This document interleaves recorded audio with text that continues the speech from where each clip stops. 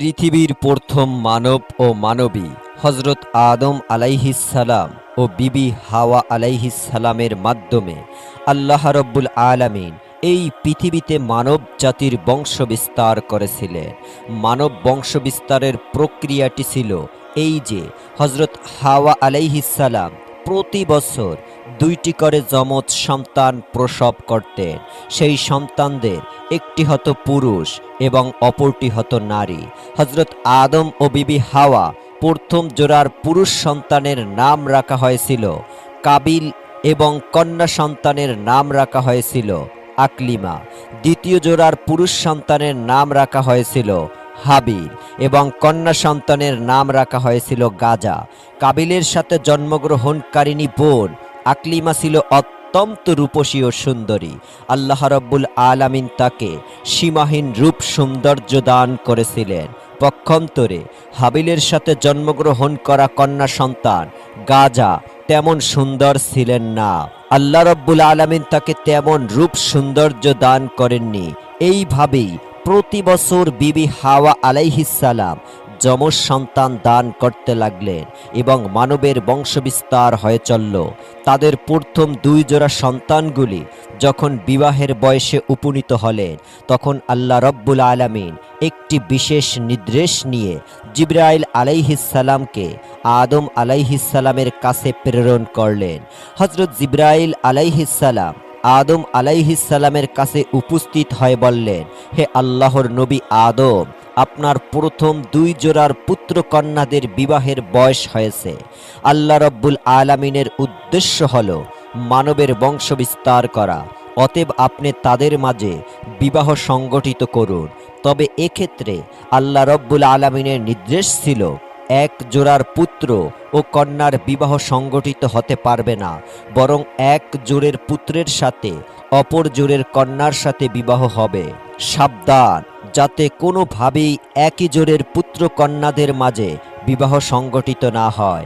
এই বলে হযরত জিবরাইল আলাইহিসসালাম বিদায় গ্রহণ করলেন।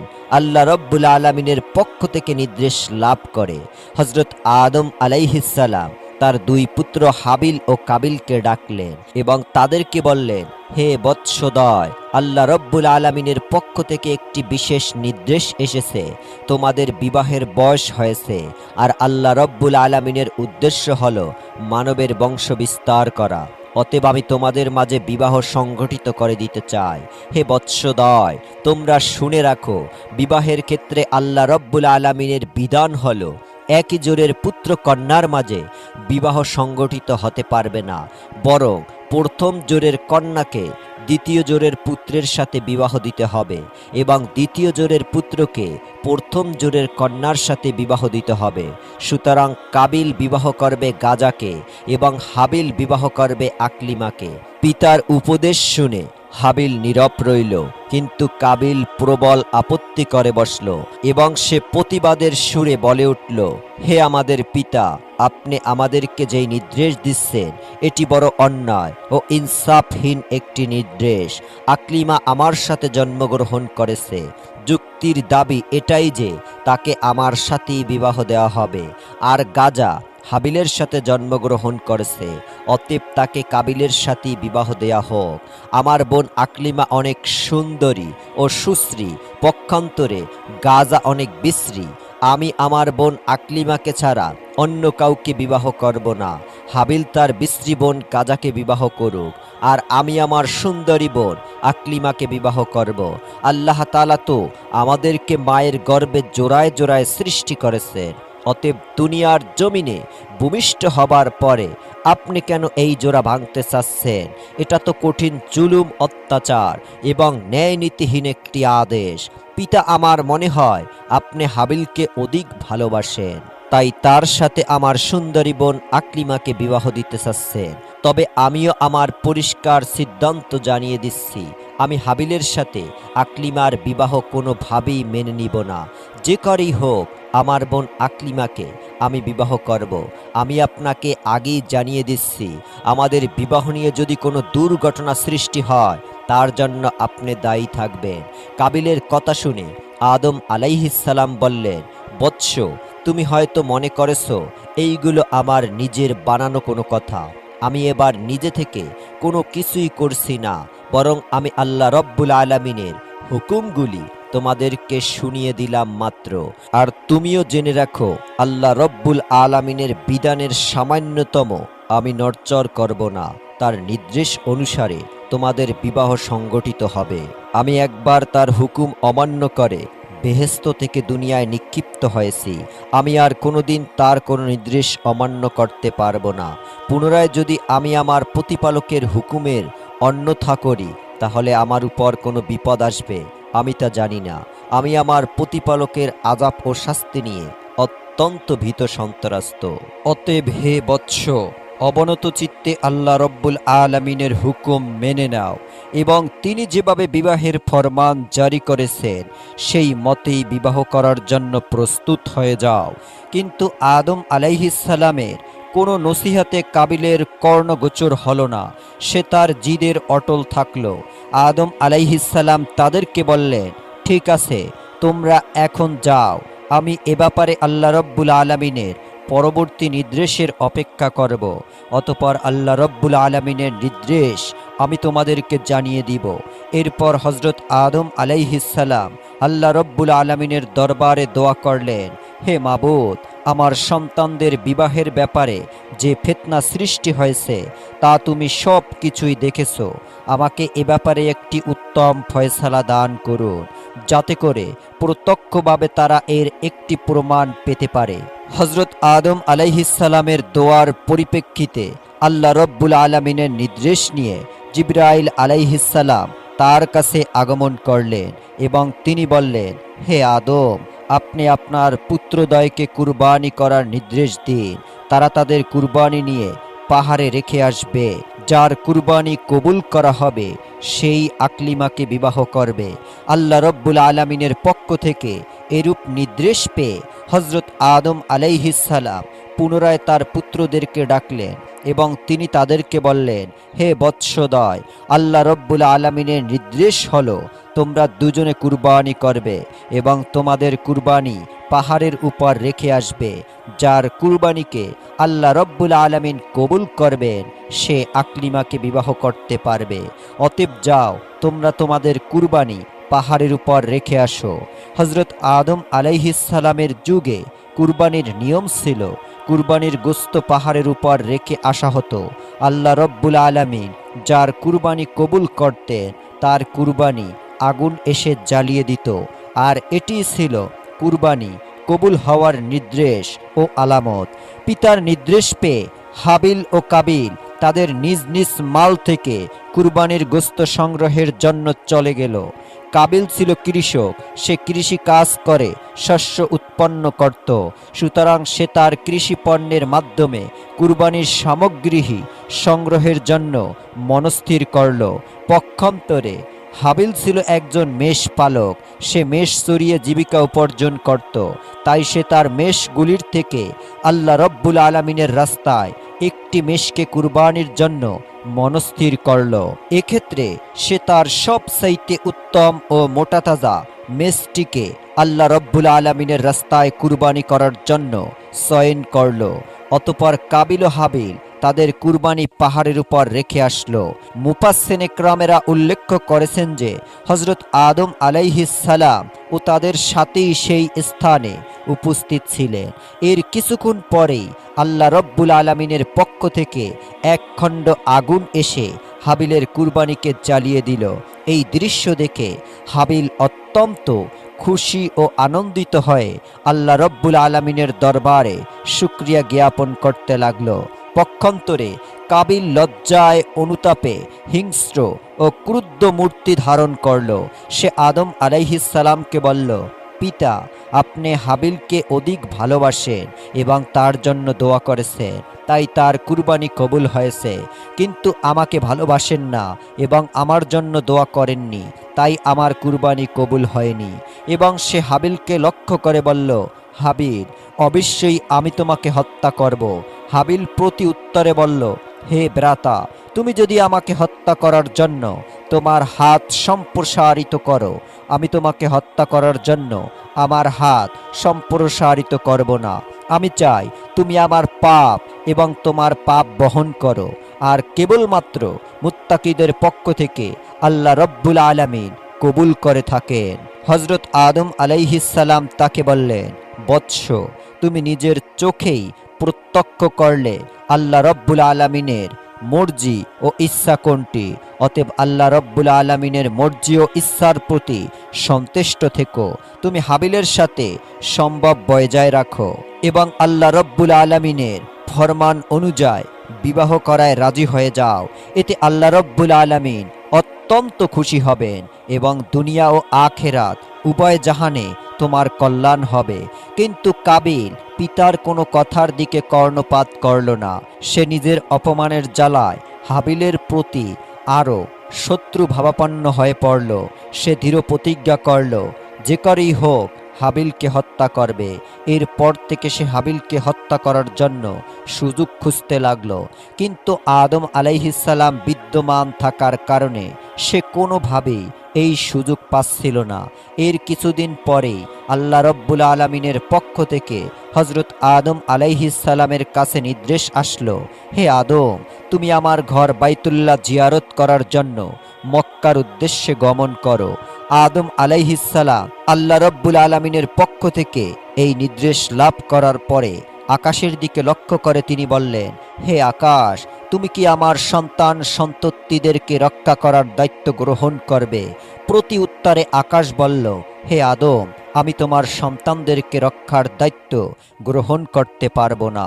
এরপরে হজরত আদম আলাইহিস সালাম পাহাড়কে লক্ষ্য করে বললেন, হে পাহাড়, তুমি কি আমার সন্তানদেরকে রক্ষার দায়িত্ব গ্রহণ করতে পারবে? পাহাড় জবাব দিল, হে আদম, আমি তোমার সন্তানদেরকে রক্ষার দায়িত্ব গ্রহণ করতে পারবো না। অতঃপর হজরত আদম আলাইহিস সালাম জমিনকে লক্ষ্য করে বললেন, হে জমিন, তুমি কি আমার সন্তানদেরকে রক্ষার দায়িত্ব গ্রহণ করতে পারবে? জমিনে হজরত আদম আলাইহিস সালামকে একই উত্তর দিল। তখন হজরত আদম আলাইহিস সালাম হাবিলকে বলল, হে হাবিল, তুমি কি আমার সন্তানদেরকে রক্ষার দায়িত্ব গ্রহণ করতে পারবে? হাবিল বলল, হে আমার পিতা, আল্লাহ যদি আমার উপর অনুগ্রহ করেন তাহলে অবশ্যই আমি এই দায়িত্ব গ্রহণ করতে রাজি আছি।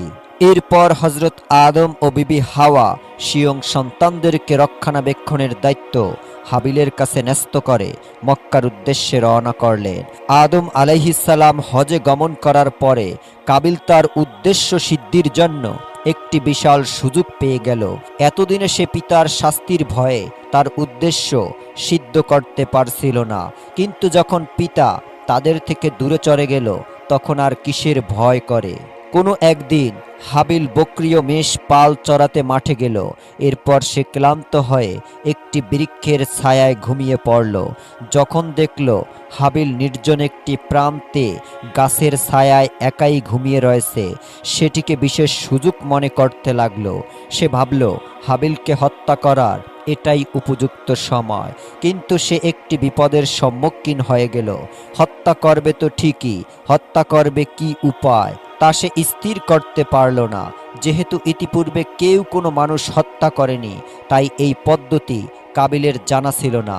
মানবজাতির চিরশত্রু ইবলিস যখন দেখল হত্যা করা নিয়ে কাবিল একটি বিশেষ সমস্যায় পতিত হয়েছে, তখন সে ভাবতে লাগল, অবশ্যই তাকে সাহায্য করা আমার একান্ত দায়িত্ব ও কর্তব্য।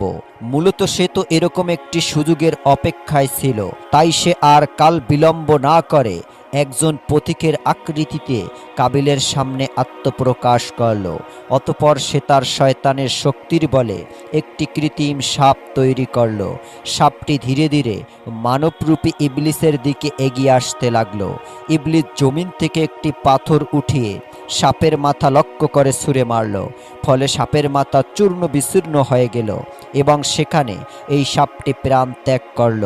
হত্যা করার এই পদ্ধতি দেখে কাবিল অত্যন্ত খুশি হলো এবং সে স্থির করল এই পদ্ধতিতে তার ভাই হাবিলকে হত্যা করবে। হত্যা করার পদ্ধতি শেখার পরে কাবিল ধীরে ধীরে হাবিলের দিকে এগিয়ে যেতে লাগলো। যখন সে হাবিলের কাছে পৌঁছে গেল, তখন সে বিরাট একটি পাথর হাতে তুলে নিল অতপর সেই পাথরটিকে ঘুমন্ত হাবিলের মাথা লক্ষ্য করে প্রচণ্ড বেগে ছুঁড়ে মারল। পাথরের আঘাতে হাবিলের মাথা ফেটে চৌচির হয়ে গেল এবং সাথে সাথে সে মৃত্যুর কোলে ঢলে পড়ল। হাবিলের মৃত্যু তো হলো ঠিকই, কিন্তু এখন একটি নতুন সমস্যা দেখা দিল। আর তা এই যে হাবিলের মৃত্যুদেহ কিভাবে গোপন করবে, সে নিজেকে আত্মরক্ষা করবে। তার মনে এই চিন্তা দেখা দিল যে যদি হাবিলের লাশ এইভাবে এখানে পড়ে থাকে তাহলে তার মৃত্যুর কথা নিশ্চয়ই পিতার কর্ণগোচর হবে এবং আমি যে তার হত্যাকাণ্ড ঘটিয়েছি এটা অবশ্যই তিনি বুঝতে পারবেন। সুতরাং হাবিলের মৃত্যুর খবর কিছুতেই যাতে পিতার কানে না পৌঁছায় এবং তার লাশেরও যাতে তিনি সন্ধান না পান, এই জন্য তার লাশ গোপন করার দরকার। কিন্তু কাবিল বুঝতে পারছিল না কিভাবে তার ভাই হাবিলকে সে দাফন করবে। যেহেতু ইতিপূর্বে এই কাজ পৃথিবীর কোনো মানুষই করেনি, তাই কাবিল তার ভাই হাবিলের মৃত্যুর লাশ কাঁধে নিয়ে এদিকে সেদিকে ঘুরতে লাগলো। আর সে ভাবতে লাগলো কিভাবে এই লাশকে গোপন করা যায়। অনেক মুফাসসিরে কেরাম বলেছেন কাবিল এইভাবে তার ভাইয়ের লাশটিকে নিয়ে 1 বছর পর্যন্ত ঘুরে বেরিয়েছিল। অনেকের মতে কয়েক মাস ঘুরেছিল, আবার কেউ কেউ বলে কয়েক দিন বা কয়েক সপ্তাহ পর্যন্ত ঘুরেছিল। সঠিক ব্যাপারটি আল্লাহ রব্বুল আলামিনই ভালো জানেন। কাবিল যখন তার ভাই হাবিলের মৃত্যু লাশ কাঁধে করে এইভাবে ঘুরে বেড়াচ্ছিল, তখন আল্লাহ রব্বুল আলামিন ইচ্ছা করলেন যে তাকে 2টি নিকৃষ্ট প্রাণী দিয়ে মানুষ দাফন করার কাজটি শিক্ষা দান করবে। এই জন্য তিনি তার সামনে 2টি কাক পাঠিয়ে দিলেন। কাক 2টি কাবিলের সামনে আবির্ভূত হয়ে ভীষণ মারামারি শুরু করে দিল। তারা একে অপরকে ঠোঁট দিয়ে ঠোকরাতে শুরু করলো। এরপর একটি কাক অপর কাকটিকে হত্যা করলো। এরপর জীবিত কাকটি তার ঠোঁট দিয়ে একটি গর্ত খনন করলো এবং মৃত্যু কাকটিকে সেই গর্তের মধ্যে রেখে তার উপর মাটি চাপা দিল এবং সে উড়ে চলে গেল। কাকদের থেকে মানুষ দাফনের এই পদ্ধতি শিক্ষা লাভ করার পরে কাবিল মনে মনে ভীষণ লজ্জিত হলো এবং সে নিজেকে এই বলে ধিক্কার দিতে লাগলো যে হায় রে, আমি এই সামান্য কাকের মতো বুদ্ধিমান নয়। একটি কাক মানুষ দাফনের যেই পদ্ধতি জানে আমি সেই পদ্ধতিও জানি না। আমি এই কাকের মতো হতে পারলাম না। কত নিকৃষ্ট আমি। কাকদের থেকে মানুষ দাফনের এই পদ্ধতি শিক্ষা লাভ করার পরে কাবিল তার ভাই হাবিলকে দাফন করার জন্য একটি কবর খনন করল। অতপর সেই কবরে হাবিলের লাশ রেখে তার উপর মাটি চাপা দিল। হাবিলের লাশ দাফন করার পরে সে একেবারে নিশ্চিত হয়ে গেল এবং মনে মনে ভাবতে লাগলো যে করেই হোক এই বিপদ থেকে আমি নিষ্কৃত লাভ করলাম। এখন আর আমাকে থামায় কে? আকলিমাকে তো আমি বিবাহ করব। এসব ভাবতে ভাবতে সে পথ চলছিল আর অপেক্ষা করছিল কখন সে বাড়িতে গিয়ে পৌঁছাবে। এমন সময় আল্লাহ রব্বুল আলামিন জমিনকে নির্দেশ দিলেন, হে জমিন, তুমি কাবিলের দেহ হাঁটু পর্যন্ত গ্রাস করে ফেলো, তাকে নাড়াচাড়া করতে দিও না। সে তার নিজের ভাইকে হত্যা করে মহাপাপীতে পরিণত হয়েছে। জমিন সাথে সাথে আল্লাহ রব্বুল আলামিনের নির্দেশ পালন করল এবং কাবিলকে হাঁটু পর্যন্ত গ্রাস করে ফেলল। হতভাগ্য কাবিল আর তার পা টেনে জমিন থেকে তুলতে পারল না।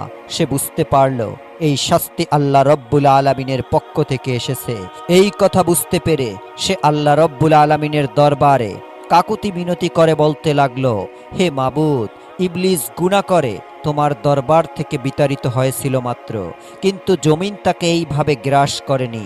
আমার অপরাধ কি ইবলিসের অপরাধের চেয়েও বড় যে জমিন আমাকে এইভাবে গ্রাস করে নিল?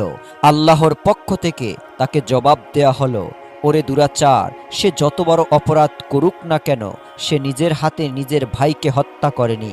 কাবিল আবার বলল, হে মাবুদ, আমার পিতা বেহেশতে অবস্থানকালে তোমার হুকুম অমান্য করে বড় গুনাহ করেছিল।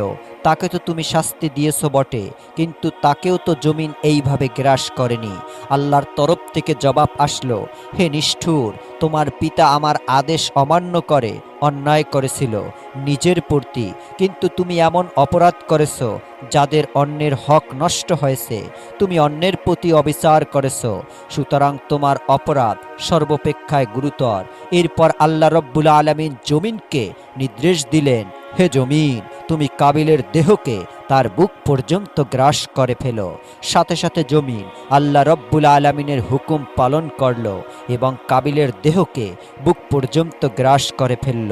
তখন কাবিল দিশেহারা হয়ে ব্যাকুলভাবে আল্লাহর দরবারে মিনতি জানাতে লাগলো, হে দয়াময় প্রভু, আমি না বুঝেই ইবলিসের প্রচারণায় পড়ে আমার ভাই হাবিলকে হত্যা করেছি এবং অন্যায় করেছি।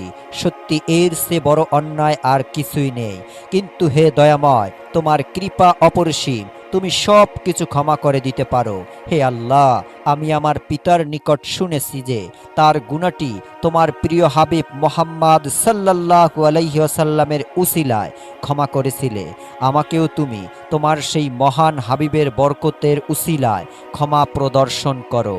এবার আল্লাহ রব্বুল আলামিন তার প্রিয় হাবিবের সম্মান ইজ্জত রক্ষার তাগিদে জমিনকে বলল, হে জমিন, তুমি কাবিলকে ছেড়ে দাও। কাবিল জমিনের কবল থেকে মুক্তি লাভ করার পরে ভাবতে লাগলো, যেভাবেই হোক এই বিপদ থেকে আমি রক্ষা পেলাম, এবার আর আমাকে ঠেকায় কে? আকলিমাকে তো আমি বিবাহ করবই। কাবিলের এই কথা চিন্তা করার সাথে সাথে আল্লাহ রব্বুল আলামিনের একজন আযাবের ফেরেশতা এসে তাকে পাকড়াও করল এবং তাকে একটি পাহাড়ে বন্দি করে তার মাথায় একটি পাথর দ্বারা আঘাত করল। আর সাথে সাথে কাবিলের মৃত্যু হয়ে গেল এবং আল্লাহ রব্বুল আলামিন পুনরায় তাকে জীবিত করে দিল। পুনরায় সেই ফেরেশতা তার মাথায় পাথর দ্বারা আঘাত করল এবং পুনরায় সে মৃত্যুবরণ করল। বলা হয়ে থাকে, কিয়ামত পর্যন্ত এই ফেরেশতা কাবিলকে এইভাবে শাস্তি দিতে থাকবে। সহি মুসলিম শরীফে রাসূল পাক সাল্লাল্লাহু আলাইহি ওয়াসাল্লামের পক্ষ থেকে এই হাদিসটি বর্ণিত হয়েছে। রাসূল সাল্লাল্লাহু আলাইহি ওয়াসাল্লাম বলেছেন, কিয়ামত পর্যন্ত যত অন্যায় হত্যাকাণ্ড ঘটবে সেই পাপের একটি অংশ আদম আলাইহিস সালামের পুত্র কাবিলের আমল নামায় লিখা হবে। কেননা সেই প্রথম ব্যক্তি যে হত্যার মতো ভয়ঙ্কর এই পাপ কাজকে পৃথিবীর জমিনে চালু করেছিল। কাবিল যখন হাবিলকে হত্যা করেছিল তখন আদম আলাইহিস সালাম হজ আদায়ের জন্য মক্কা শরীফে ছিলেন। আদম আলাইহিস সালাম দেশে ফিরে এসে হাবিলের সন্ধান না পেয়ে তার সন্তানদের কাছে জিজ্ঞাসা করলেন, হে বৎসরা, তোমরা কি তোমাদের ভাই হাবিলের কোনো সন্ধান জানো? আমি তাকে দেখছি না কেন? আদম আলাইহিস সালামের সন্তানেরা তাকে উত্তর দিল, হে পিতা, আপনি হজ করতে যাওয়ার কিছুদিন পর থেকেই আমরা আমাদের ভাই হাবিল ও কাবিল দুজনকেই দেখছি না। আমরা তাদেরকে অনেক খোঁজ করেছি কিন্তু তাদের কোনো সন্ধান পাইনি। আমরা জানি না তারা কোথায় আছে, কি করছে। তাদের কথা শুনে আদম আলাইহিস সালাম বুঝতে পারলেন অবশ্যই কাবিল হাবিলকে হত্যা করেছে, আর সে তো তাকেই ইতিপূর্বে হত্যার হুমকি দিয়ে রেখেছিল। আর এই দ্বন্দ্বের একমাত্র কারণ যে তার কুপুত্র কাবিলের অন্যায় জেদি ছিল তা তিনি জানতেন। সুতরাং কাবিলের কারণে তার মনে কোনরূপ দুঃখ হলো না, কিন্তু কাবিলকে হারিয়ে তিনি একেবারেই শোকাকুল হয়ে পড়ল। অতঃপর তিনি আল্লাহ রব্বুল আলামিনের দরবারে কাঁদতে কাঁদতে প্রার্থনা করলেন, হে আল্লাহ, হাবিলকে যদি হত্যা করা হয়ে থাকে তবে তার কবর এবং মৃত্যু লাশের চিহ্নটুকু তুমি আমাকে দেখিয়ে দাও, তাতে আমি শান্তি পাব।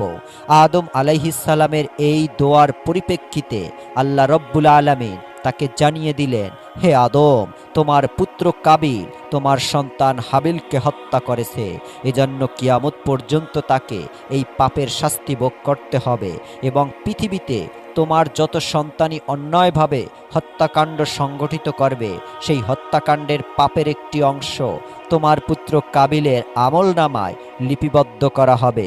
অতঃপর আল্লাহ রব্বুল আলামিন তাকে হাবিলের মৃত্যুর জায়গাও তার কবর সম্পর্কে জানিয়ে দিলেন।